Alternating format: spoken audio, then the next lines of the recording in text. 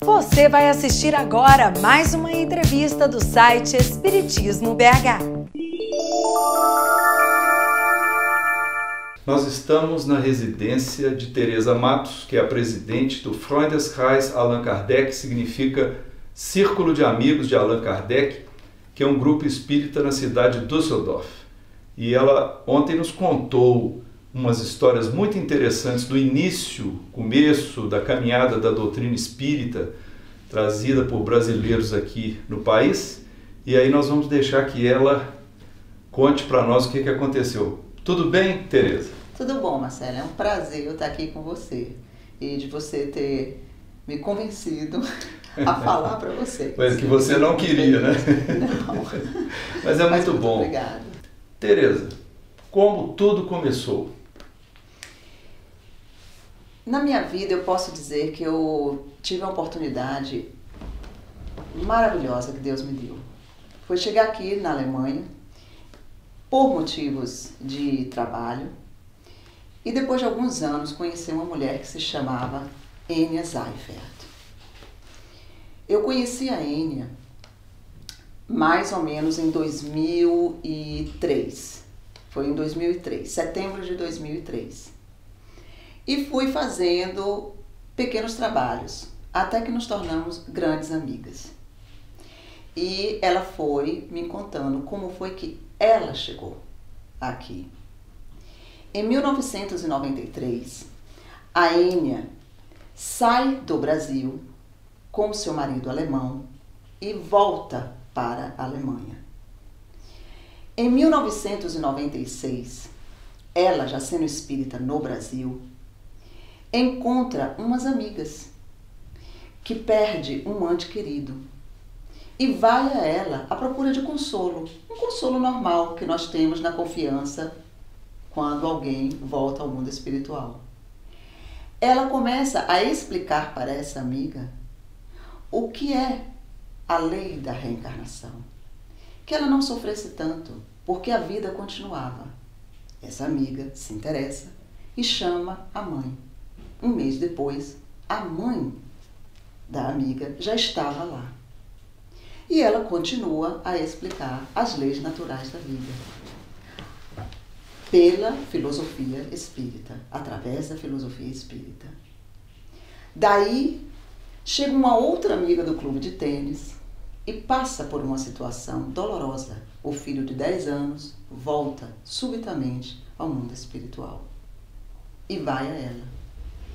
Ela encontra a primeira porta aberta.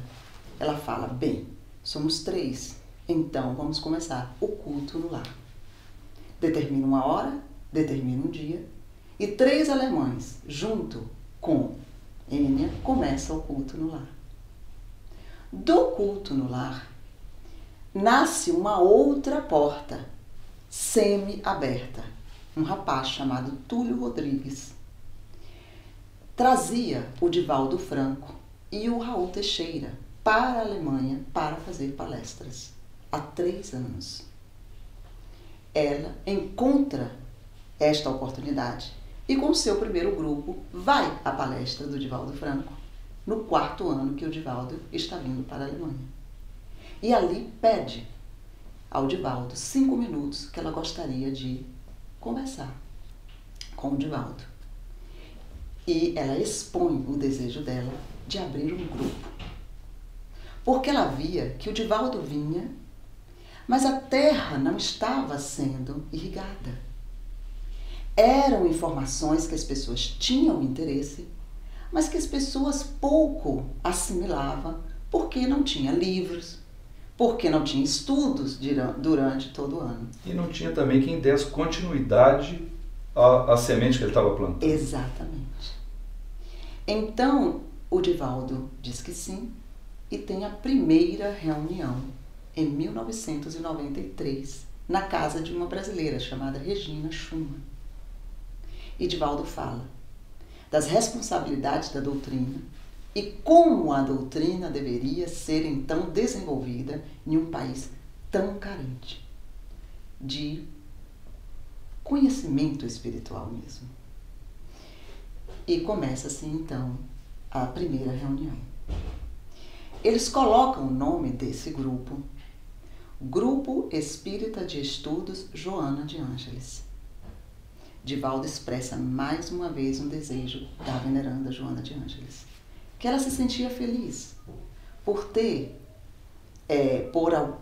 se lembrado do nome dela, mas que seria importante que antes do nome dela lembrasse do nome do mestre lyonês, que era Allan Kardec.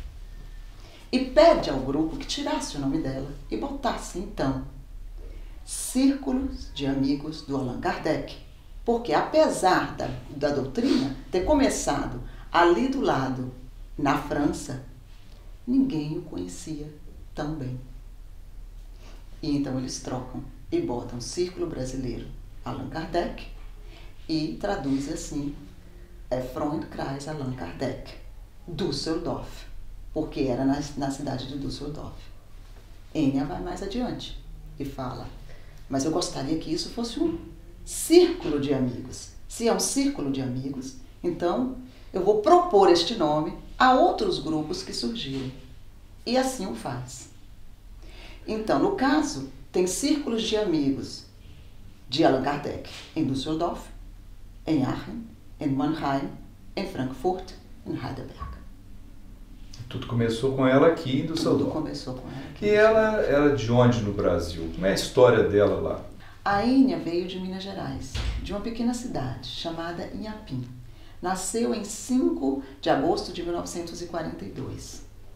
Ela veio de uma família onde o pai dela já se interessava, vamos dizer, por essas coisas.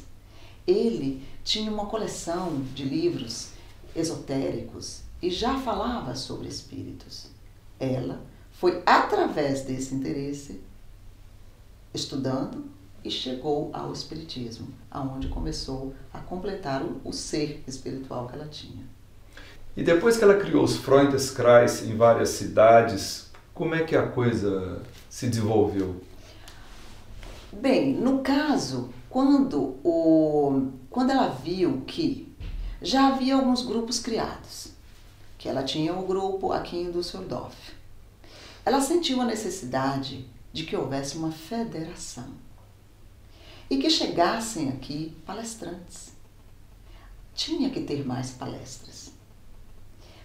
Com as palestras, poderia cada vez mais a doutrina se desenvolver. Mas, e os livros?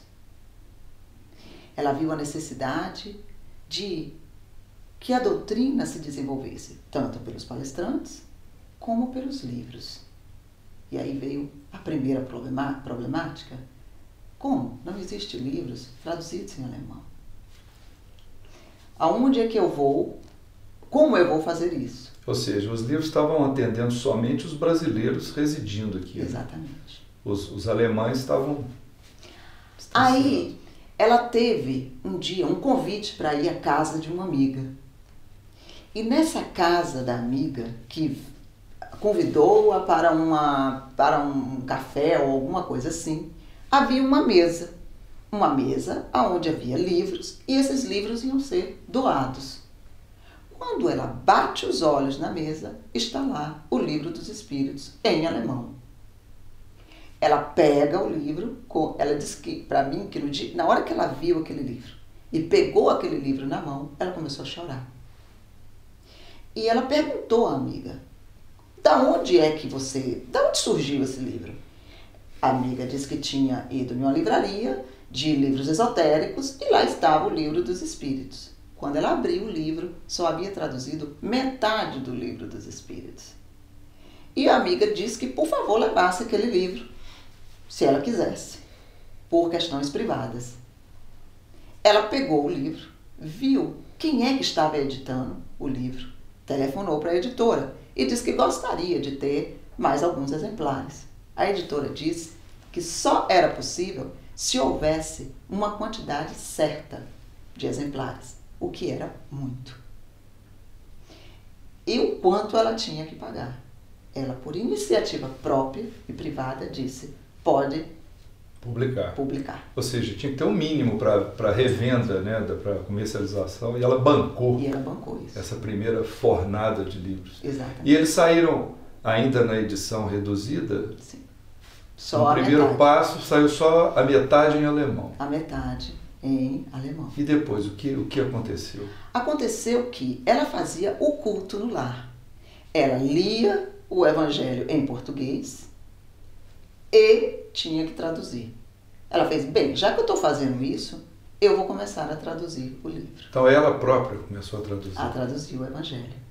Juntou-se com uma amiga que falava muito bem francês, pegou o original e pegou um livro traduzido em português, da IDE, e começou ali a traduzir o Evangelho. E passou muitos anos traduzindo o livro.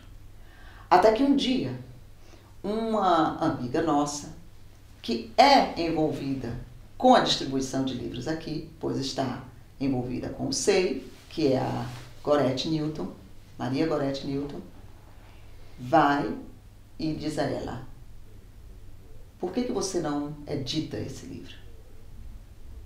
Ela já estava enferma e disse, Gorete, é muita responsabilidade editar este livro, e a responsabilidade não é só para com aqueles que vão ler, mas a responsabilidade que eu tenho vai ser com Jesus. E Gorete faz com que ajuda ela a ter um contato com a FEB, e a FEB aceita editar o livro dela. Ou seja, então ela conseguiu recurso para fazer a edição. Isso. Porém, quando foi editado, ela já estava desencarnada. Já estava desencarnada. Então a Gorete a auxiliou no contato com a FEB para que ela pudesse publicar a tradução que ela fez do Evangelho segundo o Espiritismo para o alemão. Exatamente. Exatamente. E depois como foi a distribuição desse Evangelho? Como é que ela lidou com isso posteriormente?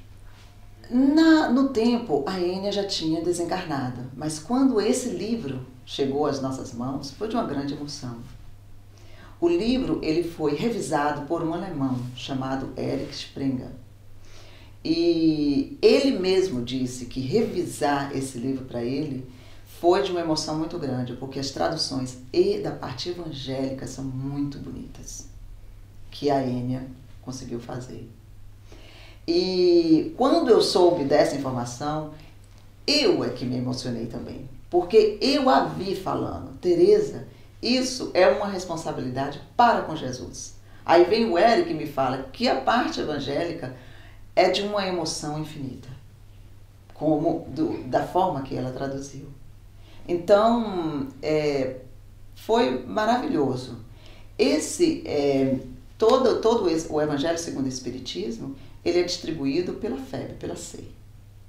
Quando nós precisamos, telefonamos para a Suíça, falamos com a Gorete e ela nos manda o livro. A Gorete é do Conselho Espírita Internacional. Como é que ficou o Livro dos Espíritos que estava reduzido? Como é que isso se resolveu depois? Bem, isso houve uma outra tradução. Aí teve uma outra tradução onde todo o livro conseguiu chegar a toda a tradução inteira do livro, e aí podemos utilizar, que utilizamos até hoje. As demais obras de Kardec também, do Pentateuco? O Pentateuco todo é traduzido. E a FEB nos envia isso todas as vezes que nós precisamos. Eles têm traduzido em alemão e em outras línguas também. Tereza, qual outro tipo de ação que a Ênia se envolveu para fomentar a divulgação da doutrina espírita na Alemanha? A Ênia era uma mulher extremamente dinâmica. E ela disse, bem, já que os grupos estão crescendo, nós precisamos de uma federação. Nós precisamos que esses grupos se encontrem. Nós precisamos que esses grupos comecem a conversar entre si e saber como é que a doutrina está sendo passada para aqueles que se interessam por ela. E em 2004, houve então o primeiro encontro dos grupos alemães. Neste encontro, procura-se uma presidente e ela é indicada e, enfim, por unanimidade, chega à presidência da federação. a partir desse tempo, de 2004, a Federação Alemã, DSV, começa a existir. Depois disso, ela fez, bem, já que temos uma federação, podemos ter congressos, podemos ter seminários. E faz o primeiro congresso internacional espírita dentro da Alemanha, falando sobre espiritismo, ciência e religião. Depois que ela faz o primeiro congresso, ela vê a necessidade de entrar então a medicina e promove o primeiro encontro medicina e espiritismo, convidando a doutora Marlene Nobre, Charles Campa, que é César da Perry, França. exato, César Perry, Vice-presidente atualmente, né? exatamente. Então, eles foram convidados para o primeiro congresso. E ela é que teve essa disposição de fazer toda essa, dinamizar o movimento espírita dentro aqui da Alemanha. Sem contar que a pessoa dela era extremamente dinâmica, objetiva. Sabia muito bem o que queria, era muito objetiva e corajosa. Ajudava aos hospitais, fazia visitas toda semana a hospitais psiquiátricos, ajudava os idosos, fazia periodicamente visita aos idosos. Era uma mulher dinâmica, se movia, estava com o povo. Não era um trabalho dentro de casa, sabe, para ela, não. Estava com o povo, ajudava. Na sua época em que ela estava enferma, era uma enfermidade pulmonar, trazia problemas para ela de respiração, mas não fazia parar. Ela ia para os encontros, ela traduzia, ela, sabe, pedia ajuda para as pessoas. Ali, na dificuldade dela, ela estava dinamizando de qualquer maneira o movimento. Voltando à fase anterior aos congressos e seminários antes da federação, como eram as atividades, as rotinas dos círculos de amigos de Allan Kardec que foram criados? Bem, os círculos de amigos do Allan Kardec são, as pessoas que lá dirigem são de estados diferentes do Brasil. E ela sempre me dizia que ela respeitava. Por exemplo, tem pessoas que vêm de São Paulo, tem pessoas que vêm da Bahia, tem pessoas que vêm de Minas Gerais, entende? Ela sempre respeitava como as pessoas integrassem ali o espiritismo. Que a única coisa que ela gostaria que acontecesse era que todos eles seguissem o Pentateuco. Então, existem círculos de amigos do Allan Kardec que têm todas as atividades que um centro espírita tem no Brasil. Evangelização infantil, doutrinárias, mediúnica, a sopa, todas essas atividades existem já dentro dos círculos de amigos do Allan Kardec. E existem círculos como o nosso aqui de Düsseldorf, que nós estamos integrando essas atividades aos poucos. Mas o modelo brasileiro, penso eu, que fica no coração de todos. Ou seja, ela respeitou as pequenas diferenças regionais dos próprios brasileiros. No caso, o seu centro que você preside aqui em Düsseldorf, ele está focado mais em que aspectos das rotinas do espiritismo? Nós temos eu digo que é uma vontade de estudar para que nós nos informemos de cada caminho que possa ser feito e para que nós possamos ter a reforma íntima. É muito caminho de João Henrique Pestalozzi, da onde veio o mestre leonês.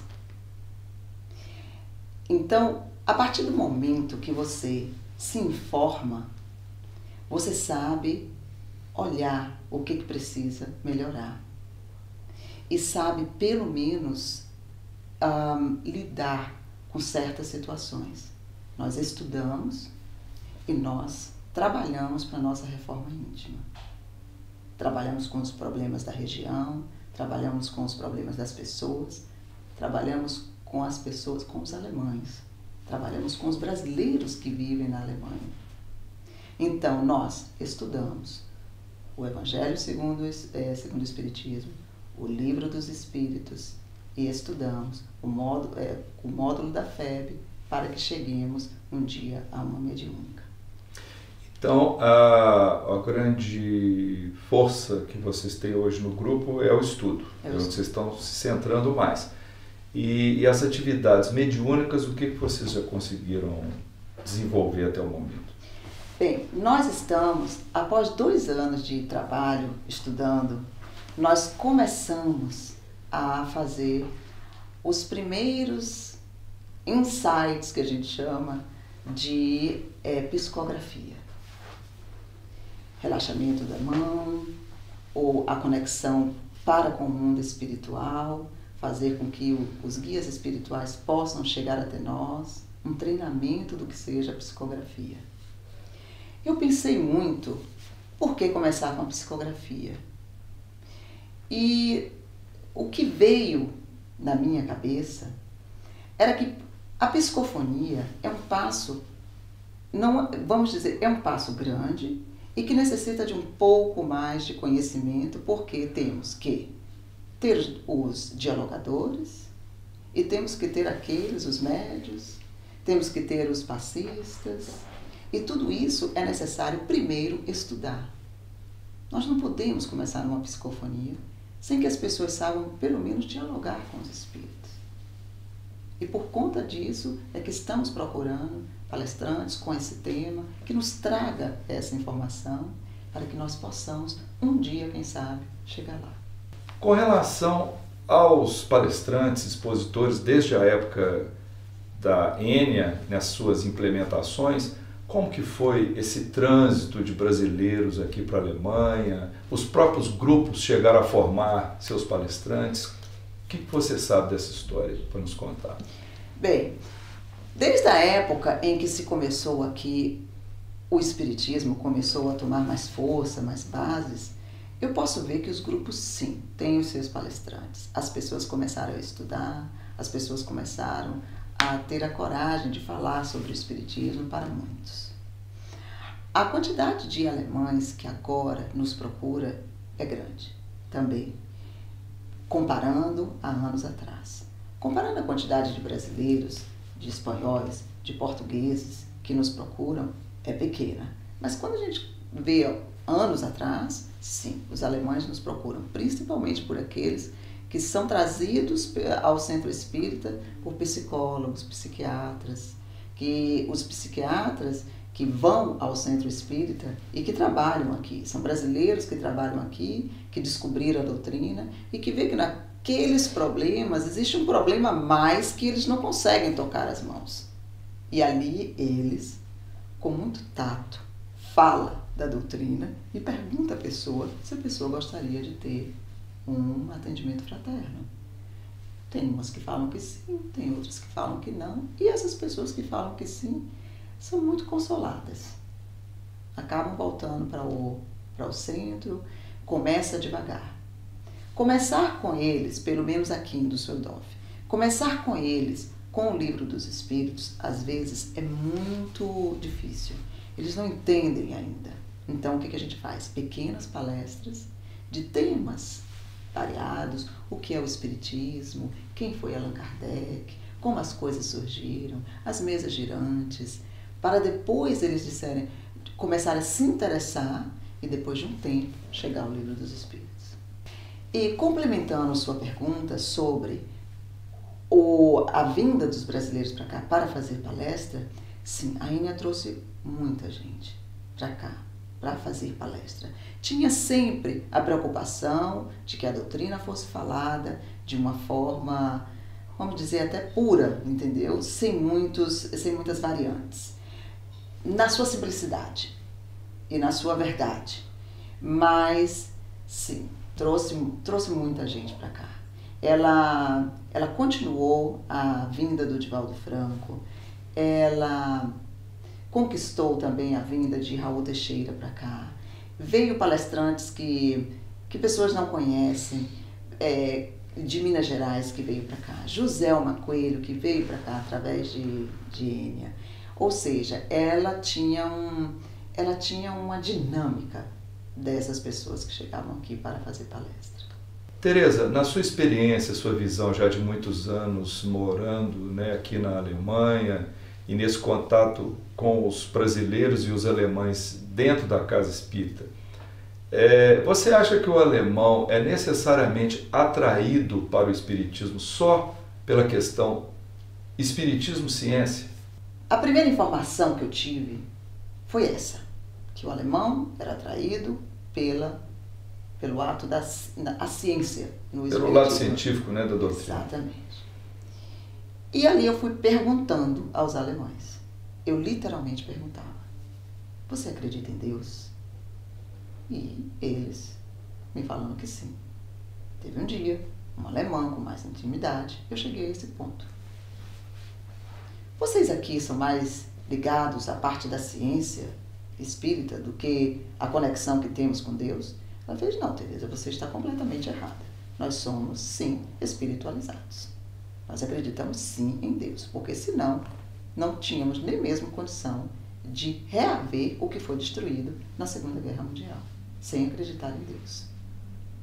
E dali eu fiz: bem, então, o meu desejo de passar o Evangelho dito por Jesus e assim a reforma íntima para depois os fenômenos é possível. Então, o contingente de gente que vai ao centro em Düsseldorf de alemães acredita sim em Deus. E são quantos, mais ou menos, que já estão frequentando, já passaram, né, por sua casa? Nós temos uma casa pequena e mais ou menos podemos dizer que entre 10 alemães a 15 alemães já foram lá a pedir ajuda, tem o livro e vai. E quando fazemos esse encontro em Bonn com o Divaldo Franco, aí é muito maior. Temos um público de 200 pessoas, posso lhe dizer que metade é alemão, que vai lá para escutar e se consolar com o orador. E o Divaldo coloca os temas evangélicos, doutrinários habituais, né? Habituais, exatamente. Tereza, como é a religião dos alemães, da população alemã de maneira geral? Bem, aqui existem muitos evangélicos, existem muitos católicos e, pela história, muitos muçulmanos. Então, conectado com esse ser de luz, que podemos dar vários nomes, eles são, muitos deles. Então já tem um campo de espiritualidade preparado. São espiritualizados, sim. E nos traz, né, também um outro lado do esoterismo. Eles já conhecem essa luz que pode ser dada através das mãos. Existem tratamentos médicos com esta luz que sai da mão. E que eles têm um outro termo para isso, entende? Mas na medicina já se faz essa luz. Nós chamamos de passe, eles chamam de uma outra coisa. Então, quando eles vêm para a casa espírita nos procurando, a gente já apresenta esse tipo de tratamento. Entende? Que para muitos deles não é uma novidade, é apenas uma atividade disciplinada do espiritismo. Exatamente. Entende? Então, existe já uma grande possibilidade, sim, do espiritismo crescer aqui. Só precisamos encontrar a metodologia, a didática de como atingir esses corações. Tereza, você teve algum tipo de ajuda para a estruturação material da sua casa espírita? Sim, Marcelo. Eu tive, como eu disse, eu posso dizer que as mãos de Deus nos enviou uma ajuda muito grande. Quando a Enia desencarnou, nós perdemos a nossa sede, que era uma sala no porão da casa dela. Uma sala bem estruturada, uma sala boa. Então nós não tínhamos sala, nós não tínhamos nada mais. Tínhamos só os nossos livros privados, que é muito pouco. Mas tínhamos a vontade de continuar. Havia, no momento, um evento muito grande que a gente tinha que continuar, que era a chegada do Divaldo Franco em Bonn, que é um seminário de 2 dias. E depois disso, continuar com a Casa Espírita. Mas aonde? Como? Com o quê? Se a gente não tinha nada. Então, um dia, eu chegando de uma reunião espírita, encontro na frente da minha casa um carro cheio de livros.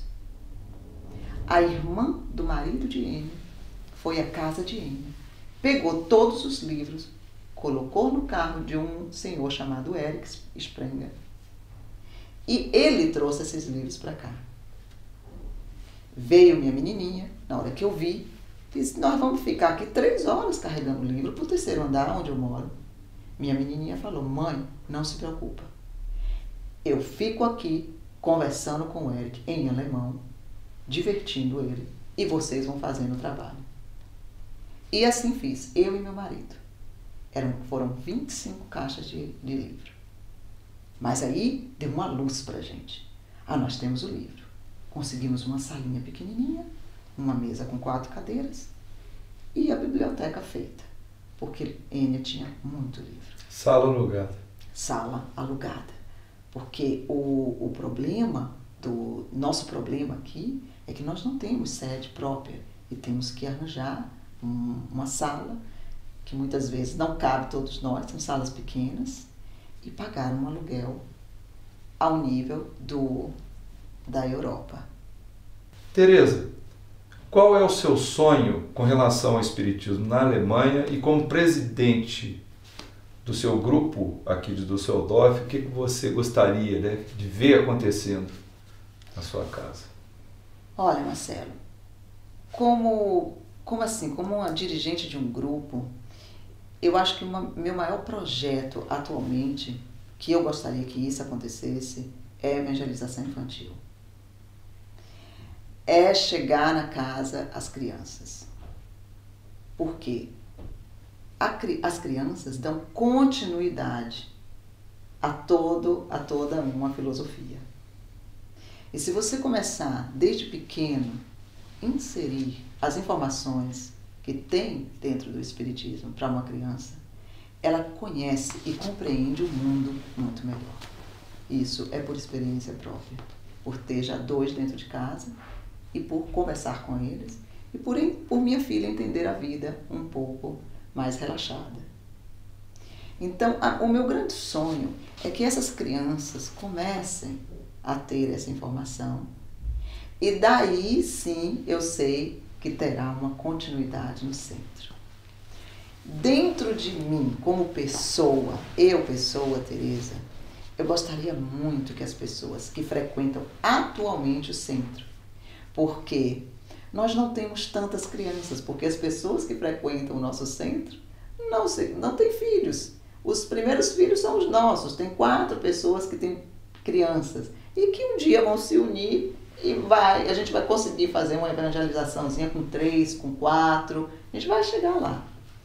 Mas atualmente, para os jovens, para as pessoas que vão lá, pessoas doentes e enfermas, é que essa luz entre no profundo do self delas. Que essa caixinha do ego seja esvaziada e que a caixinha do self comece a encher de luz. Que as pessoas comecem a ver que dentro do Espiritismo existe uma possibilidade de mudança, ou seja, de chegar à reforma íntima. É pessoal meu.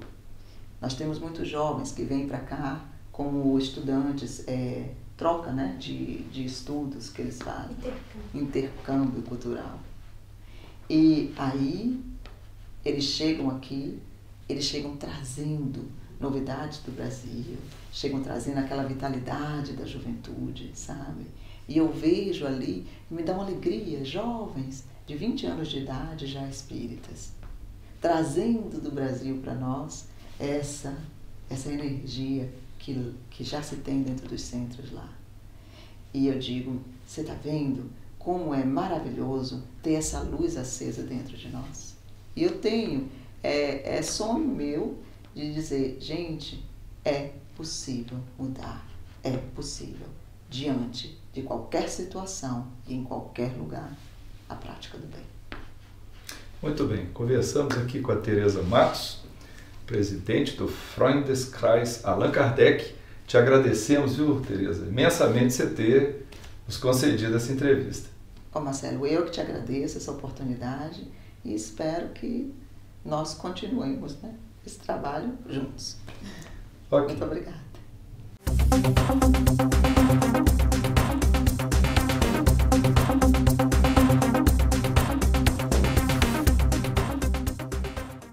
Esperamos que você tenha gostado dessa entrevista.